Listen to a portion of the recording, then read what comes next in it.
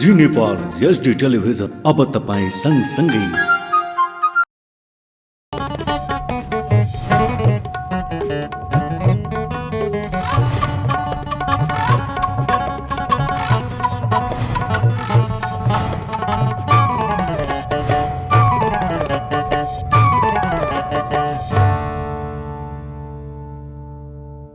नमस्कार, जी नेपाल न्युजमा यहाँलाई स्वागत छ। म करुणा लामिछाने। सुरु गरौं प्रमुख समाचारका शीर्षकहरूबाट। आज 2566औं बुद्ध जयन्ती पर्व विभिन्न कार्यक्रमको आयोजना गरी मनाइयो। राष्ट्रपति भण्डारी र प्रधानमन्त्री देउवाद्वारा शुभकामना व्यक्त।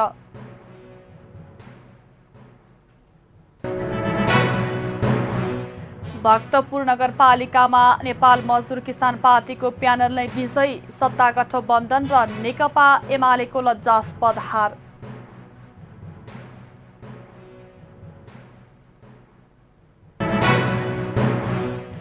बाँकेका 81वटा ओडामध्ये 22 ओडाको अन्तिम मत परिणाम सार्वजनिक। 8वटा ओडामा एमालेको अग्रता, जसपाको 3 र राप्रपाको 1 ओडामा जित। भारतीय प्रधानमन्त्री मोदीद्वारा लुम्बिनी स्थित मायादेवी मन्दिरको दर्शन। नेपाल र भारतको सम्बन्ध हिमाल जति नै प्राचीन र अटल रहेको उल्लेख।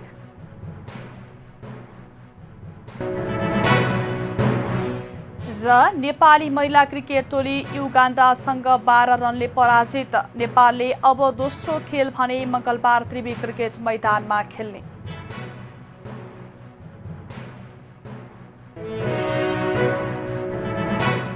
अब समाचार विस्तारमा।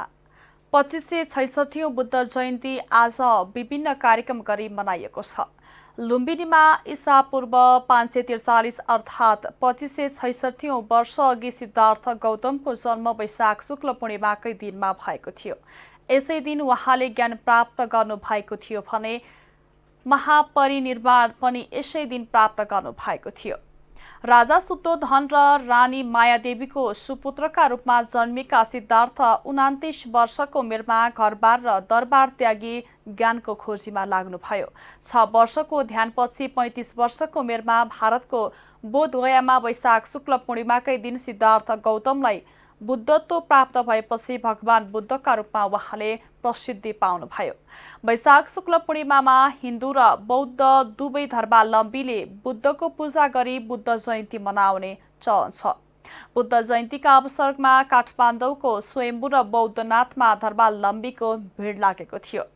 यसैगरी राष्ट्रपति विद्यादेवी भण्डारीले गौतम बुद्धका कालजयी उपदेश र मार्गदर्शनलाई आत्मसात गर्दै धार्मिक, सामाजिक तथा सांस्कृतिक विविधताबीच आपसी सद्भाव, सहिष्णुता र बुद्धत्वको भावना अभिवृद्धि गराई बृहत राष्ट्रिय एकता निर्माण गर्ने बाटोमा सदैव अग्रसर रहन आह्वान गर्नुभएको छ।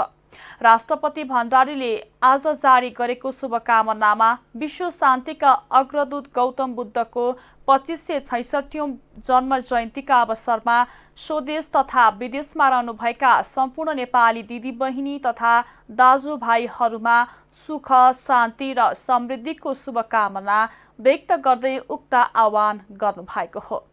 यसैगरी प्रधानमन्त्री शेरबहादुर देउवाले बुद्ध जयन्तीका अवसरमा विश्वमा शान्ति, अहिंसा, सह-अस्तित्व, सहिष्णुता, भातृत्व र विश्व बन्धुत्वको भावना प्रवर्धन होस् भन्ने शुभकामना व्यक्त गर्नुभएको छ।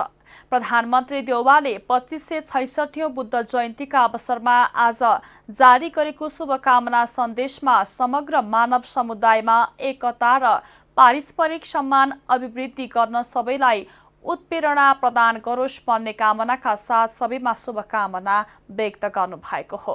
वैशाख शुक्ल पूर्णिमा गौतम बुद्धको जन्म, ज्ञान प्राप्ति र महापरिनिर्वाण जस्ता 3वटा महत्त्वपूर्ण घटनाहरू घटेको पवित्र दिनका रूपमा प्रसिद्ध भएको र यस दिनले परापूर्वकालदेखि नै शान्ति, अहिंसा, सद्भाव, दया, करुणा र आत्मबोधको मार्गतर्फ अघि बढ्न उत्प्रेरित गर्दै आएको सन्देशमा छ। सभामुख अग्निप्रसाद सापकोटाले संसदको बजेट अधिवेशन सहज रूपमा सञ्चालन हुने विश्वास व्यक्त गर्नु भएको छ। सोमबार संसद भवनको अवलोकन गर्दै सभामुख सापकोटाले बजेट अधिवेशन निकै महत्त्वपूर्ण रहेको भन्दै सहज रूपमा सञ्चालन हुने विश्वास व्यक्त गर्नु भएको हो। यसअघि एमाले लगातार संसद बैठकमा विरोध गर्दै आएको छ। सभामुख सापकोटाले बजेट अधिवेशन अघि सदनलाई सहज रूपमा सञ्चालन गर्न दलका प्रतिनिधिहरूसँग छलफल गर्ने बताउनुभयो। उहाँले बजेट अधिवेशन मूल रूपमा बजेटमै केन्द्रित हुने भएपछि सुरुमा केही अध्यादेश पेश हुने बताउनुभयो। सभामुख सापकोटाले प्रधान न्यायाधीश चोलेन्द्र शमशेर जबरामाथि लागेको महाअभियोगलाई अघि बढाउने विषयमा भने विषयमा कार्यव्यवस्थामा छलफल हुने धारणा राख्नुभयो। प्री बजेट भन्छ र यो बजेटका नीति र सिद्धान्तमाथिको छलफलका लागि अर्थमन्त्रीले प्रस्ताव प्रस्तुत गर्नुहुन्छ र भोलि एकाध छलफल होला, त्यसपछि 4 र 5 गते छलफल हुन्छ। अहिले हामी अरू एजेन्डाहरूका बारेमा चाहिँ भोलि कार्यव्यवस्था परामर्श समितिको बैठक बस्छ। त्यो कार्यव्यवस्था परामर्श समितिको बैठकमा हामी यो बजेट पारित गर्ने सम्मका कार्ययोजनाहरू भोलि नै कार्यव्यवस्था परामर्श समितिमा प्रस्तुत गर्छौँ। धेरै समय बितिसकेको छ हैन, त्यसकारण उहाँहरूले चाहिँ अब यो धेरै महत्त्वपूर्ण अधिवेशन हो। विधेयक अधिवेशन पनि महत्त्वपूर्ण हुन्छ, तर पनि राष्ट्रको बजेट प्रस्तुत गर्ने, नीति तथा कार्यक्रम प्रस्तुत गर्ने, अब 15 गते त अनिवार्य रूपमा संवैधानिक व्यवस्था अनुसार नै बजेट प्रस्तुत गर्नुपर्ने हुनाले एउटा समझदारी बन्छ होला जस्तो लाग्छ। र मैले केही समय अगाडि भन्दा पनि 18 गते सम्भवतः वैशाखको 18 गते मैले सम्माननीय प्रधानमन्त्रीज्यूसित भेटेर यो अहिले जे भने मैले यसका मोटामोटी कुराहरू उहाँलाई पनि भनेको थिएँ र संवाद गर्नका लागि र यही बजेट अधिवेशन आह्वान गर्नका लागि आह्वान त सल्लाह अनुसार नै भएको छ।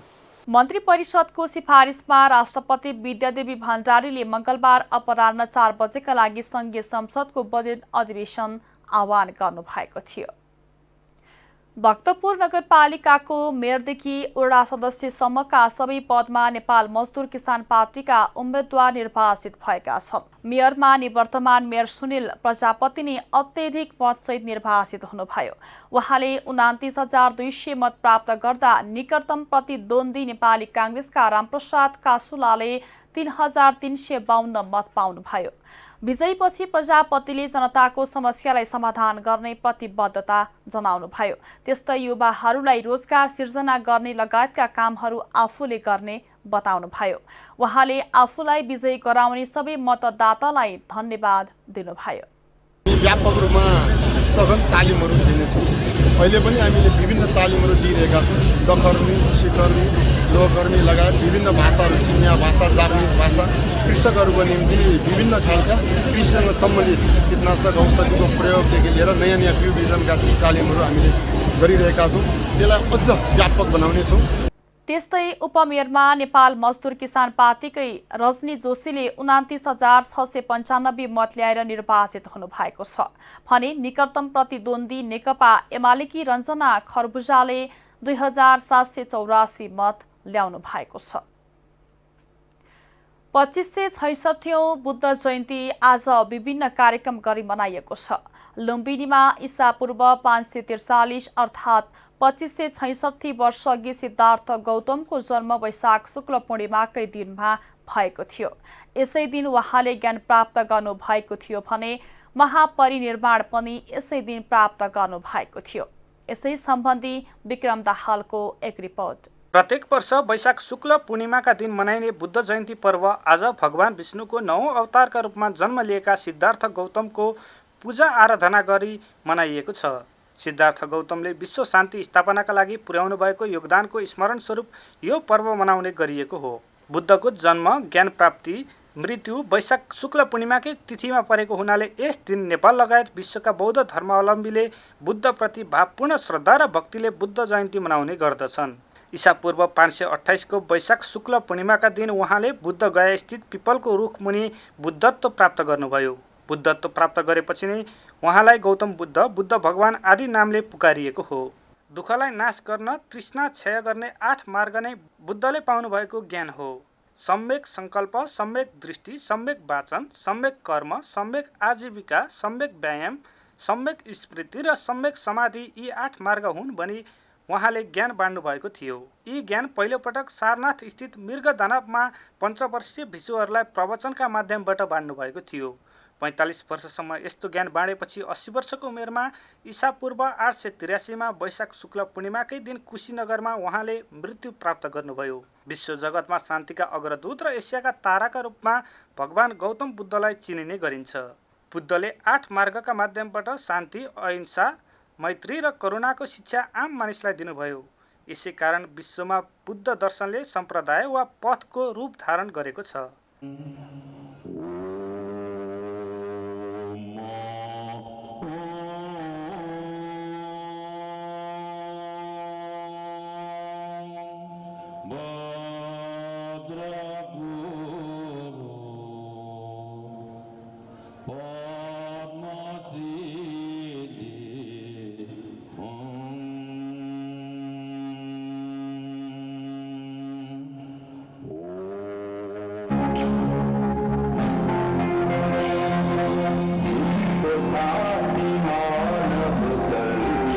विक्रम सम्वत 2008 साल जेठ 8 गते बुद्ध जयन्तीका दिनदेखि यस पर्वमा देशभर सार्वजनिक बिदा दिन थालिएको हो। विक्रम सम्वत 2012 फागुन 7 गते लुम्बिनीमा बुद्ध जयन्तीका दिन हत्या हिंसामाथि प्रतिबन्धको घोषणा गरिएको थियो। विश्व शान्तिका अग्रदूत भगवान गौतम बुद्धको जन्म जयन्तीका दिन संयुक्त राष्ट्रसङ्घीय प्रणालीमा पनि सन् 2002 देखि सार्वजनिक बिदा दिइँदै आएको छ।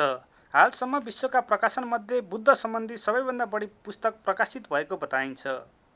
विश्वका अति प्रसिद्ध अक्सफोर्ड, क्याम्ब्रिज, हार्वर्ड विश्वविद्यालयमा बौद्ध अध्ययन हुँदै आएको छ। यसैगरी त्रिभुवन विश्वविद्यालय, नेपाल संस्कृत विश्वविद्यालय, लुम्बिनी बौद्ध विश्वविद्यालय लगायतले पनि बौद्ध दर्शनमा स्नातकोत्तर र एमए को अध्ययन अध्यापन गराउँदै आएका छन्। सन् 1956 मा चौथो विश्व बौद्ध मातृत्व सम्मेलन नेपालमा आयोजना गरिएको थियो। सन् 1967 मा संयुक्त राष्ट्रसङ्घका तत्कालीन महासचिव ऊ थानको नेपाल आगमनबाट लुम्बिनी विकासको बृहत्तर योजना पनि आरम्भ भएको हो।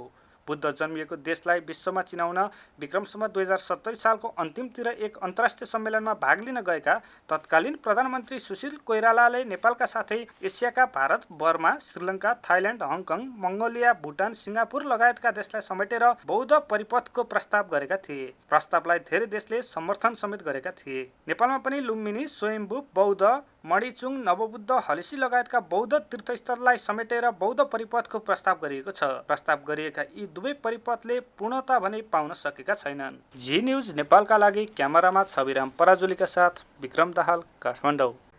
देशका विभिन्न ठाउँमा भएको दुर्घटनामा 7 जनाको मृत्यु भएको छ।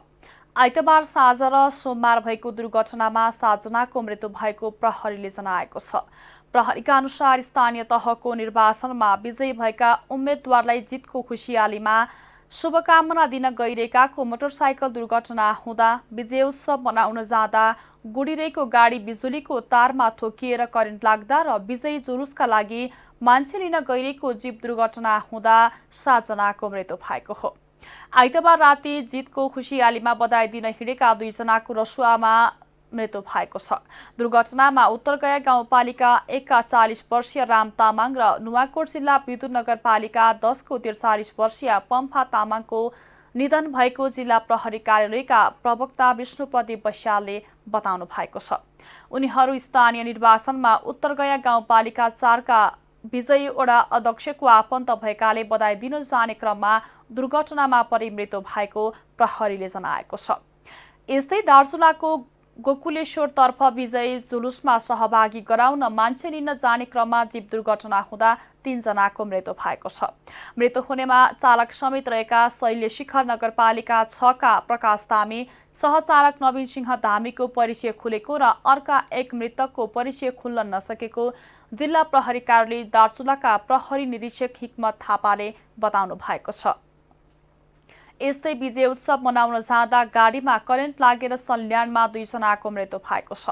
जिल्ला प्रहरी कार्यालय सल्यानका डीएसपी सुमित खड्काका अनुसार मृत्यु हुनेमा 26 वर्षका लोकेन्द्र राणा र 22 वर्षका गोपाल बुढा रहेका छन्। प्रत्येक वर्ष वैशाख शुक्ल पूर्णिमाका दिन किराँत राई समुदायले मनाउने उभौली पर्व सोमबार देशभर भूमि स्थानमा पूजा आराधना गरी मनाइएको छ। बाली लगाउनु अघि गाउँ गाउँमा रहेका भूमि स्थानमा राम्रोसँग काम होस् भने प्रकृतिको पूजा आराधना गरिने परम्परा रहेको छ। वैशाख शुक्ल पूर्णिमादेखि चराचुरुङ्गी लगायत जंगली जनावर पनि उभो लाग्ने किराँत समुदायको विश्वास छ। उभौली पर्वमा किराँत समुदायका पनि विभिन्न सम्प्रदायका बीच साकेला नाच पनि नाचिन्छ।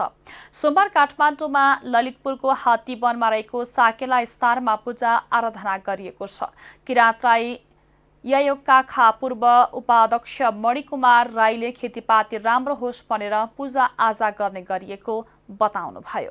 खेतीपाती लाउनु पर्ने र चाहिँ यो उभौलीको बेलामा हाम्रो उभौली धिरे नामको बेलामा चाहिँ खेतीपाती राम्रो होस्, बिउ बिजन छर्दाखेरि चाहिँ राम्रो उम्रोस् भनेर चाहिँ हामीले यो उभौली हाम्रो पारोहाङ सुम्निमालाई हामी चाहिँ बल माग्दै हाम्रो चाहिँ हामीले गरेको खेतीपातीहरू राम्रो होस् र चाहिँ भोलि हामीले चाहिँ खाने लायकको होस् र चाहिँ हाम्रो चाहिँ सुब्बेफाबे होस्, नराम्रो कुराहरू बगाएर लैजाओस्, राम्रो कुराहरू चाहिँ फैलिएर आओस् भन्दै चाहिँ हामीले मान्दै मान्दै चाहिँ भनौँ हाम्रो किराँती उत्पन्न भएकोदेखि नै यो उभौली र उधौली योलाई भनिन्छ धिरिनाम उभौली र चाहिँ उधौलीलाई चाहिँ छिरिनाम मङ्सिरे पूर्णिमा भनिन्छ। यो चाहिँ उभौलीको वैशाखे पूर्णे बुद्ध जयन्ती दिनदेखि हाम्रो सुरु भएर करिब करिब 1 महिनासम्म हाम्रो गाउँघरमा पहाडतिर किराँत समुदायले उधौली पर्व मार्गशीर्ष शुक्ल पूर्णिमाका दिन मनाउने गर्दछन्। विवेकशील साझा पार्टीले स्थानीय तहको निर्वाचनमा पार्टीको नतिजा अपेक्षाकृत आउन नसकेकोमा अत्यन्तै दुखी भएको बताएको छ। पार्टी प्रवक्ता शरदराज पाठकले सोमबार विज्ञप्ति जारी गर्दै सिकाइका आधारमा केही निर्मम समीक्षा र निर्णय हुने बताएका हुन्। विवेकशील पराजितका विषयमा टीका टिप्पणी भइरहेका बेला पाठकले भनेका छन् कतिपय टिप्पणीकार तथा सञ्चार माध्यमहरूले पार्टीको अत्यन्तै कमजोर नतिजामा पार्टीले केही समय अघि अंगीकार गरेको विचारभन्दा माथि देश दस्तावेजको भूमिका रहेको विश्लेषण गरिरहेका छन्। उनले वैचारिक उथलपुथल र कमजोरीका बावजुद इमानदारी, देशभक्ति र समाज रूपान्तरणको दृढता कहिल्यै नगुमाएको दावी गरेका छन्। अरू कैयौं पार्टीहरूले पैसाको खोलो बगाइरहँदा पार्टीबाट 1 पैसा सहयोग नहुने स्पष्ट हुँदाहुँदै पनि परिवर्तनको आकांक्षाले आँट गरेर चुनावमा होमिनु भएका सम्पूर्ण पार्टीका उम्मेद्वारहरूप्रति पार्टी अत्यन्तै आभारी छ, विज्ञप्तिमा भनिएको छ। नेपालगञ्ज उपमहानगरपालिकामा नेपाली कांग्रेसका उम्मेद्वार प्रशान्त विष्टले दोब्बर बढी मत ल्याएर अग्रता कायमै राखेका छन्। पछिल्लो मतगणना परिणाम अनुसार नगर प्रमुख पदका उम्मेद्वार विष्टले 5326 मत प्राप्त गरेका छन्। दोस्रो स्थानमा रहेका नेकपा एमालेका पशुपति दयाल मिश्रले 2181 र तेस्रो भएका राप्रपाका नन्दलाल वैश्यले 2042 मत प्राप्त गरेका छन्। विष्ट र मिश्रबीच 3145 मतको अन्तर रहेको छ।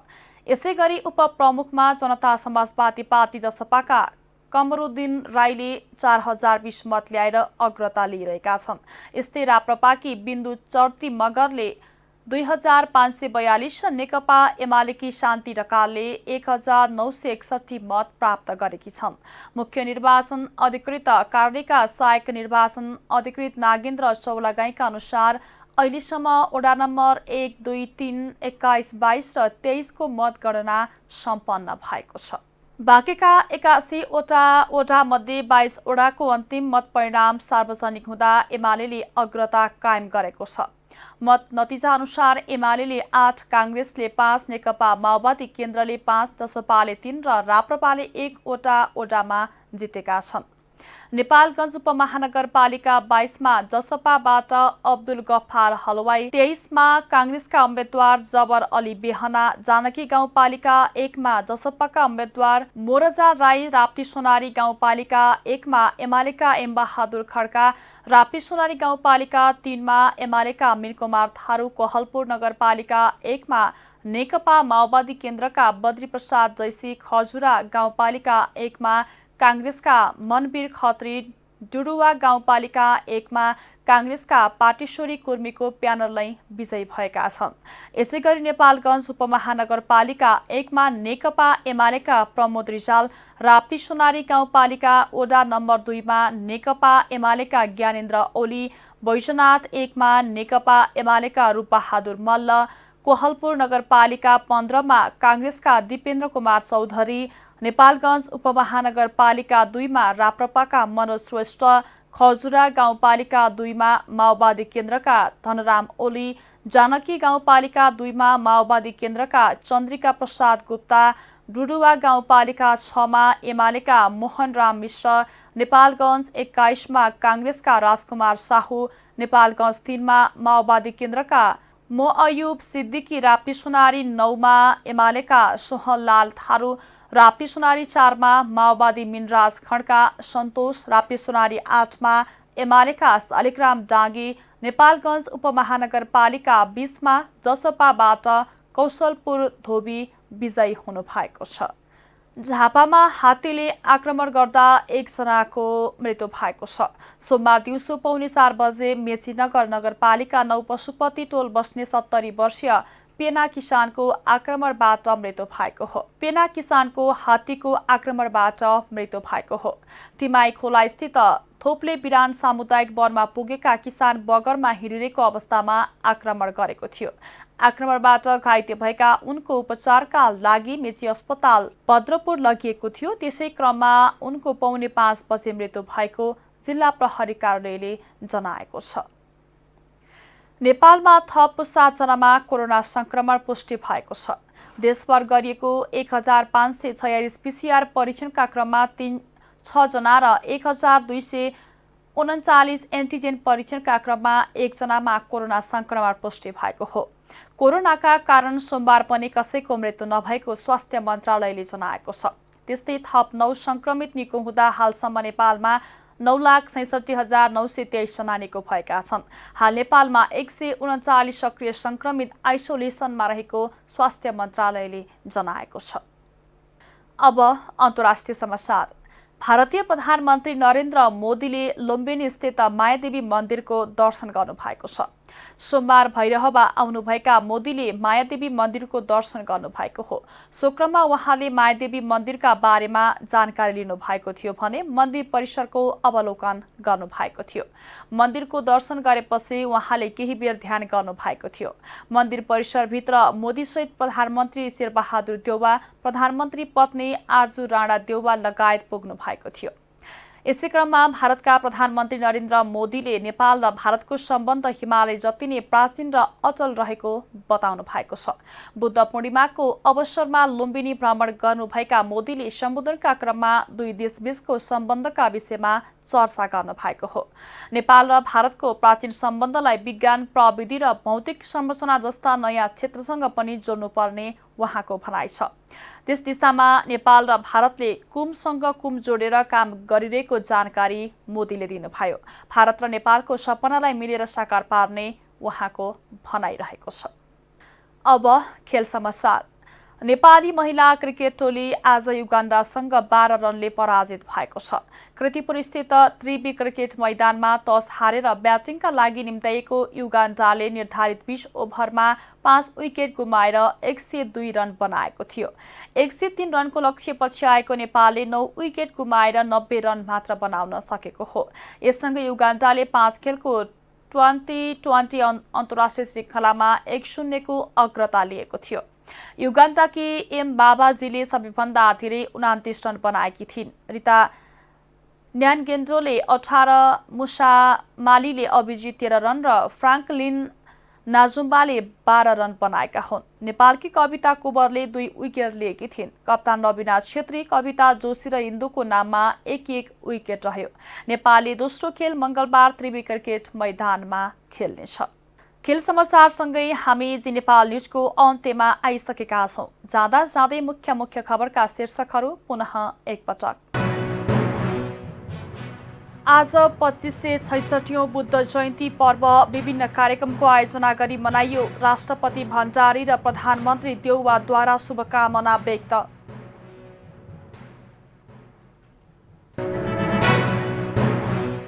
भक्तपुर नगरपालिकामा नेपाल मजदुर किसान पार्टीको प्यानल नै विजयी। सत्ता गठबन्धन र नेकपा एमालेको लज्जास्पद हार।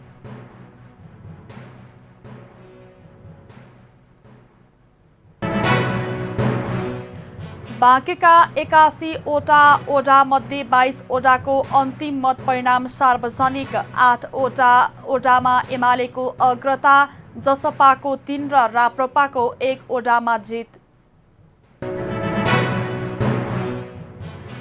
भारतीय प्रधानमन्त्री मोदीद्वारा लुम्बिनी स्थित मायादेवी मन्दिरको दर्शन। नेपाल र भारतको सम्बन्ध हिमाल जति नै प्राचीन र अटल रहेको उल्लेख।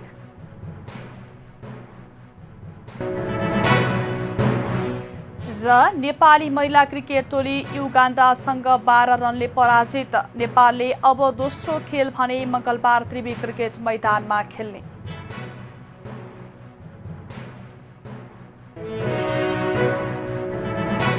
हौस् त अहिलेको लागि जी नेपाल एसटी न्युज यति नै। ताजा समाचार र मनोरञ्जनका लागि जी नेपाल एसटी टेलिभिजन हेर्दै रहनुहोला। नमस्कार।